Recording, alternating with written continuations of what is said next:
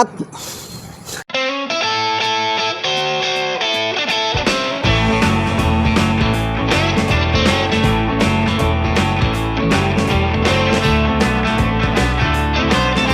Oke, kita kali ini masih bersama dengan Bang Arianto Hendrata. Bang, izin Bang. Wah, tos lagi kita. Masuk part 2 nih. Kita masih lanjut berhari-hari di sini, nggak ganti baju. Nginep di Cafe Sindang, Jalan Bandeng, Kayu Ringin, Bekasi Selatan, Kota Bekasi nih. Enak banget tempatnya nih. Ini buat ngobrol-ngobrol. Bang Arianto, izin Bang. Ini kan masuk tahun politik 2024 nih. Iya. Setelah ramainya, serunya dinamika pemilu, pileg dan pilpres. Nah, ini kan masuk ke pilkada nih. Iya. Pemilihan kepala daerah Kota Bekasi. Masih di Kota Bekasi. Kalau menurut Bang Arianto nih, sorotan Bang Arianto nih tentang politik di Kota Bekasi, gimana Bang? Itunya dulu nih. Iya, iya. Pengen tahu nih, warga pengen tahu politik kan Bang, Abang nih politisi lah. Iya. Ini pertanyaannya berat nih. Jadi Kota Bekasi ini bentar lagi pilkada. Ya. Pilkada ini kan kita maknai sebagai satu momen demokratisasi lokal, ya, di mana masyarakat Kota Bekasi akan memilih pemimpinnya untuk 5 tahun ke depan. 5 tahun ke depan.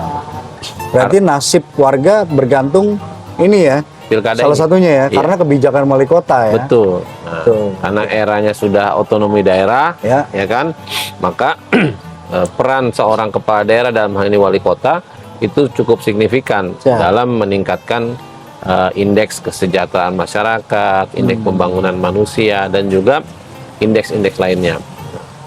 Maka itu memang ini harus dicermati dan harus diikuti prosesnya dengan baik gitu ya. Dari mulai sekarang nih kayak saya lihat udah kasak-kusukan partai-partai politik yang iya. memiliki tiket ya, memiliki kursi ya gitu ya, untuk bisa mencalonkan. Ini sudah mulai Mulai rame lah ya. sudah mulai memasang alat peraga, sudah mulai ada calon-calon bakal calon lah ya. Udah yang mulai bermunculan. tukang spanduk rame, laku. Laku Nah, lagi. Udah mulai.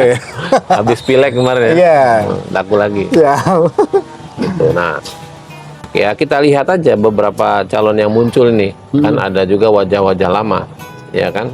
Ada wajah baru, wajah lama. Nah, ini tentu saja hak masyarakat ya untuk memilih dan dipilih. Ya. Nah, maka itu siapapun tentu memiliki hak untuk bisa mencalonkan dirinya sepanjang dia bisa memenuhi persyaratan. Nah, persyaratan diantaranya itu adalah mendapatkan dukungan dari partai politik, ya kan, yang memperoleh kursi di DPRD.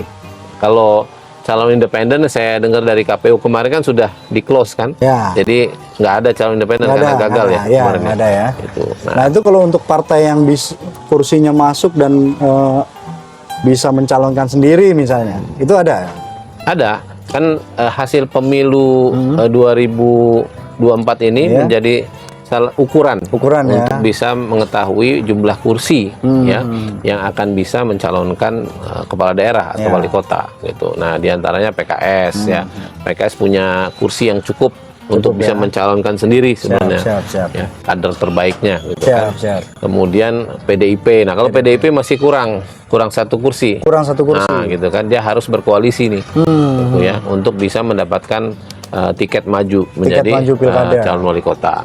Kemudian ada juga partai-partai yang lain yang punya kursi, ya tentu mereka harus berkoalisi juga. Gitu ya. Apakah berkoalisi menjadi 2 pasang, apakah menjadi 3 pasang atau 4 pasang. Nah, ini tentu saja dinamika politik inilah yang harus kita cermati bareng-bareng, gitu loh, ya kan? Karena harapannya konfigurasi calon-calon kepala daerah itu merupakan cerminan dari harapan masyarakat, gitu loh. Cerminan dari harapan masyarakat. Jadi bukan sesuatu calon yang abrakadabra datang dari langit, begitu loh. Dalam arti gini, ini orang nggak kenal rekam jejaknya, kita nggak kenal siapa dia, tiba-tiba muncul jadi calon wali kota, kan gitu kan? Gitu. Nah, itu yang kita juga, kalau sampai itu terjadi, tentu saja masyarakat pasti akan bertanya-tanya, dan kita juga akan kebingungan, ini siapa orang itu, kan gitu. Nah, Tapi kalau saya lihat umumnya yang sudah muncul ini memang punya rekam jejak. Ya, bahkan dia pernah jadi wali kota, Betul. pernah jadi anggota DPRD, pernah jadi anggota DPRD provinsi, kemudian juga pernah menduduki jabatan-jabatan penting di pemerintahan Kota Bekasi, misalnya kepala dinas, ya kan? Itu ada juga kan, saya lihat kan? Betul. Nah, jadi ini menurut saya sudah menjadi portofolio Ya. rekam jejak yang bisa menjadi referensi bagi masyarakat kita dalam mencari sosok yang tepat. Nah, tinggal Ya. chefnya siapa? Chefnya ini adalah partai politik. Jadi partai politik itu harus bisa meramu aspirasi publik sehingga mencari figur-figur yang tepat untuk bisa apa? Untuk bisa disajikan kepada masyarakat pada saat nanti pilkada. Untuk Kan dipilih. gitu. Betul. Jadi kalau chefnya bagus, ramuannya tepat, maka pasangan yang akan dimunculkan juga pasti akan menjadi pasangan yang dinanti dan diminati oleh masyarakat. Dan ini insya Allah tingkat keterpilihannya bisa besar karena masyarakat suka. Berarti pengaruh juga ke pandangan masyarakat tentang penilaian partai itu ya. Misalnya partai itu ternyata nyaloninnya si A, Iya. itu penilaian juga nggak sih? Ada salah satu variabelnya soal partai, masyarakat kan, preferensi masyarakat dalam memilih calon pemimpin daerah itu kan ada karena melihat partai. Tapi karena ini pilkada, pilkada itu kan memilih calon kepala daerah, Ya. sehingga figurnya lebih besar porsi di mana masyarakat itu melihat figurnya Ya. ketimbang partainya. Partainya. Sebenarnya begitu. Oke. Kenapa? Karena mereka ingin kepala daerah yang terpilih itu kan nanti menjadi milik semua rakyat. Ya. Iya dong. Ya. Nah, beda dengan pemilu legislatif. Betul. Dia akan memperjuangkan aspirasi politik partainya, Ya. ya, ideologi partainya, visi misi partainya, dan itu yang ditawarkan kepada masyarakat pada saat pemilu Berarti legislatif. itu bedanya legislatif DPRD ya, Iya. sama wali kota nih. Betul. Gitu. Lebih ke partai, kalau wali kota lebih ke untuk pribadinya ya. Ya, figur gitu. Figurnya, Kenapa? siap. Karena nanti engagementnya, ya, interaksinya antara seorang kepala daerah dengan masyarakat kan langsung. Oh iya. Nggak ada sekat partai politik lagi, apalagi sekarang dunia ini sudah flat gitu ya. Artinya informasi itu mudah diakses. Komunikasi dengan calon-calon ini kan mudah. Oh, iya. Ada yang bisa melalui media sosial, bisa WhatsApp langsung, bisa komunikasi langsung, bahkan calon-calon kepala daerah pun membuka kanal-kanal itu kan untuk bisa berkomunikasi langsung dengan masyarakat. Nah, itu artinya tidak ada lagi hambatan atau tembok yang bisa menghalangi mereka. Gitu ya. Kalau dulu pemilihan dengan sistem proporsional tertutup, misalnya dengan sistem dipilih oleh DPRD, ya wali kota itu kan masyarakat menitipkan aspirasinya kepada anggota DPRD, untuk memilih calon wali kota. Kalau sekarang kan sudah masyarakat yang memilih sendiri.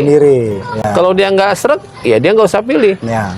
Jadi lebih banyak pertimbangan masyarakat langsung terhadap siapa calonnya.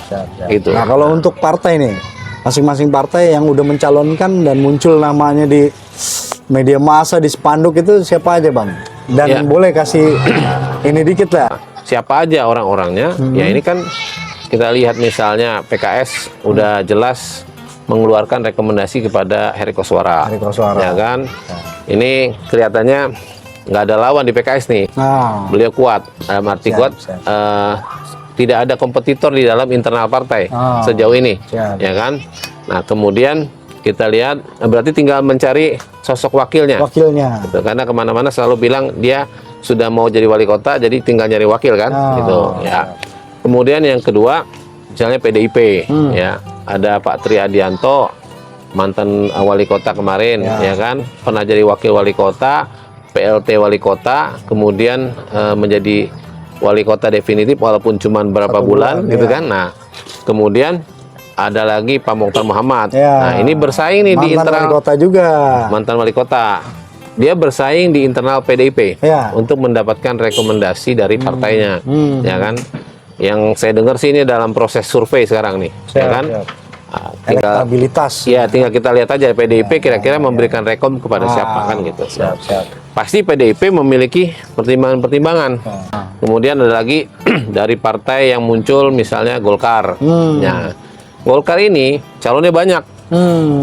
Dan ada proses survei yang juga cukup panjang gitu ya, sehingga ini kayaknya agak lama nih prosesnya. Tapi kalau dilihat dari komposisi yang ada, Golkar ini menurut saya ya, ini akan mengambil peran menjadi wakil wali kota. Dia akan menempatkan kader-kader terbaiknya untuk masuk menjadi calon wakil wali kotanya, apakah itu dari Heri Koswara ataukah satu lagi dari PDIP. PDIP yang tinggal nunggu nih Triadianto atau Mokhtar Muhammad kan gitu. Nah, ada kemungkinan Golkar juga menjadi poros baru, misalnya begitu kan. Nah, cuma kalau lihat dari komposisi calonnya, saya belum tahu nih kira-kira yang punya minat untuk menjadi membangun poros baru, pasangan baru ini siapa, kan gitu ya. Nah, terus kemudian ada juga dari partai-partai yang menengah ke bawah, gitu ya. Saya lihat ada Gus Solihin ya, dari P3. Terus juga saya lihat juga ada dari birokrat, ya kan, mantan kepala dinas atau mungkin kepala dinas yang aktif yang sekarang, aktif, ya kan, dari kuning lo ya, gitu Golkar ya.